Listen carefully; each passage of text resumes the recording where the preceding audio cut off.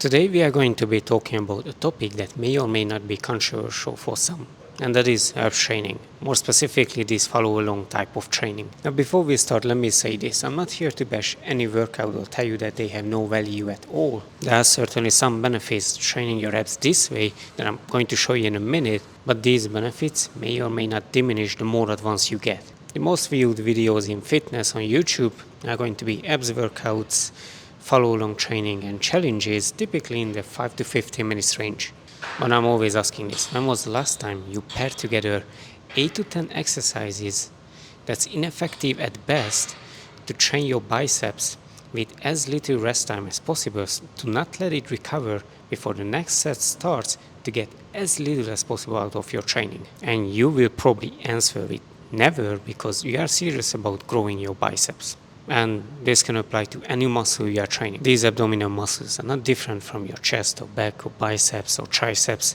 You still need good exercises to take them through whatever range of motion they can be taken through, challenge them, get progressively stronger at them in order to grow them so they can be prominently more visible. And millions are watching these type of videos hoping that there's going to be some kind of fat loss around that area, but that's never the case. Typically for men, this is going to be the last area for body fat to come off, and women tend to be luckier when it comes to losing body fat or getting leaner around their midsection, but that's just down to hormonal differences. But of course there are exceptions and differences, and I can't say that abs are made in the kitchen, because every muscle is made in the kitchen. But think about it, if you're a chubby mess and you are training your arms, you're still not going to see any definition till you get to a certain body fat percentage. And the same goes for your back muscles or your legs, but who cares about legs? You're not training it anyway.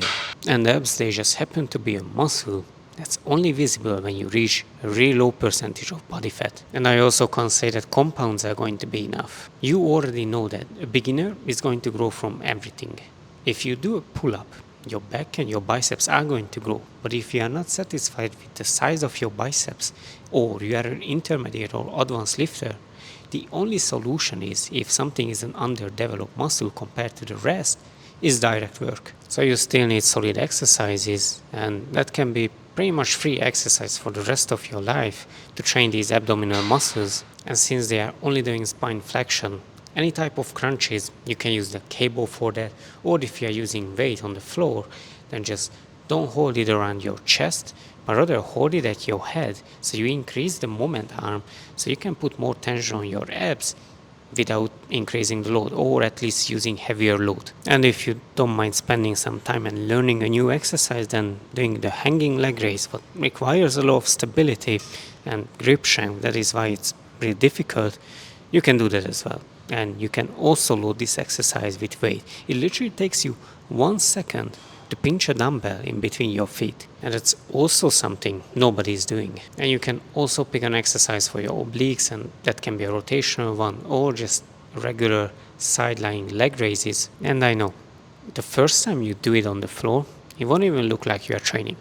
Nobody will be able to tell that you are doing a side-lying leg raise to train your abs, or you are imitating a dead fish, but that's okay. And for the rep ranges, again, you don't have to throw your spine in flexion for 45 to 60 seconds or do endless reps. I prefer to do it in the 8 to as high as 20 reps, so your lower back muscles are not jumping in and your hip flexors are not going to do the job. But of course, there is nothing wrong with them assisting in the exercise. Well, maybe it's not your lower back what you want to assist in the exercise. I usually notice that people, if they go lower than 5 or 8 reps, the weight is so heavy for them that it's always their lower back exploding. So that's something you want to avoid. But I'm not saying that it is impossible to train your abs in the 5 to 9 rep ranges. But you still need to get progressively stronger with these exercises and treat it like your chest and back. How many times you are training them?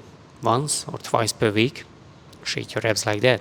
Train it once or twice per week. You don't even have to do it every day. And when the time comes for the big reveal and you decide to go on a cut, you won't be ashamed of having underdeveloped abs, because you have been working on them the whole time, even though they were nowhere near close to being visible. Watch these 2 videos next, like, subscribe, hit the bell. For coaching, hit the link in the description. Talk to you soon.